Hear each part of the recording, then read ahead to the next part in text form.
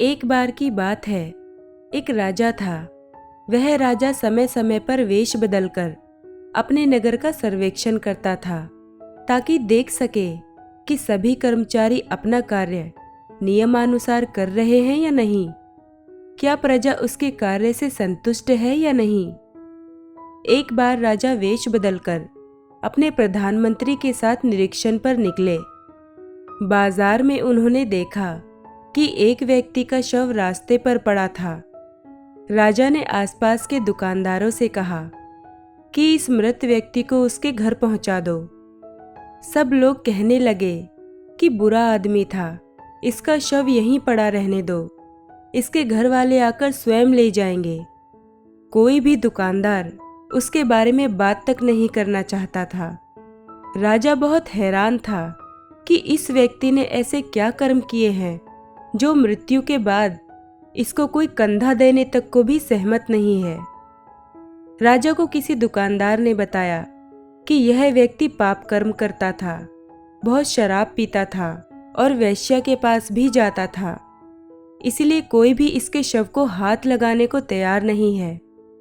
राजा को लगा कि चाहे वो जैसे भी कर्म करता हो, लेकिन उसके राज्य में किसी के भी शव का ऐसा तिरस्कार नहीं होना चाहिए।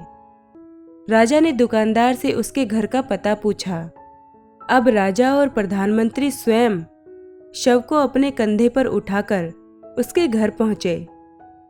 राजा ने उसकी पत्नी से पूछा कि कोई भी आपके पति के शव को उठाने को तैयार क्यों नहीं था।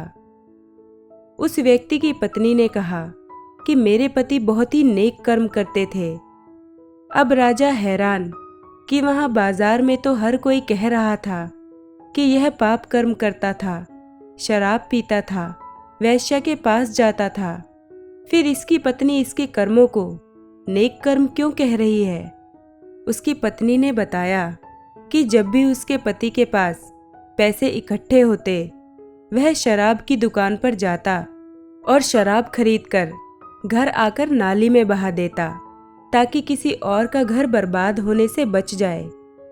इसी तरह वेश्या के पास जाते और उसे पैसे देकर कहते कि तुम्हें आज के पैसे मिल गए, अब तुम अपने घर का दरवाज़ा बंद कर लो ताकि किसी और के पैसे बच जाएं और वह पैसे वो अपनी बीवी बच्चों पर लगाए, या फिर क्या पता वह यह पैसे किसी शुभ काम में लगा दे। उस व्यक्ति की पत्नी ने कहा कि मेरे पति के शराब के ठेके और वेश्या के पास जाने के कारण लोगों ने उनसे दूरी बना ली थी, क्योंकि कोई भी उनके नेक इरादे के बारे में नहीं जानता था। मैं उनको कहती थी कि आपकी इतनी बदनामी हो चुकी है, कोई भी आपको कंधा देने नहीं आएगा, लेकिन मेरे पति का मानना था कि शुभ कर्म लोगों को दिखाने के लिए नहीं करने चाहिए।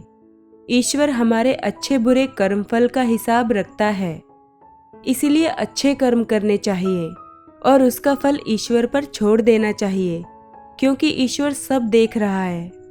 मुझे ईश्वर पर विश्वास है। मेरे पति मजाक में कहते थे कि तुम देखना, मेरा शव स्वयं राजा और उनके मंत्री लाएंगे। राजा यह सब सुनकर अवाक रह गया। राजा ने उस व्यक्ति की पत्नी से कहा कि चाहे आपके पति मजाक में ही कहते थे कि देखना, मेरा शव राजा और मंत्री उठाएंगे, लेकिन वो बात 100% सच है, क्योंकि मैं यहाँ का राजा हूँ और यह मेरा मंत्री है। राजा ने बड़े सम्मान के साथ उस व्यक्ति का दाह संस्कार करवाया और उसके अच्छे कर्मों की सच्चाई से सबको रूबरू करवाया। यह बात बिल्कुल सत्य है कि हमें शुभ कर्म दिखावे के लिए नहीं करने चाहिए, क्योंकि हमारे कर्मों का लेखा जोखा ईश्वर रखता है, हमें देखने या सुनने वाले नहीं।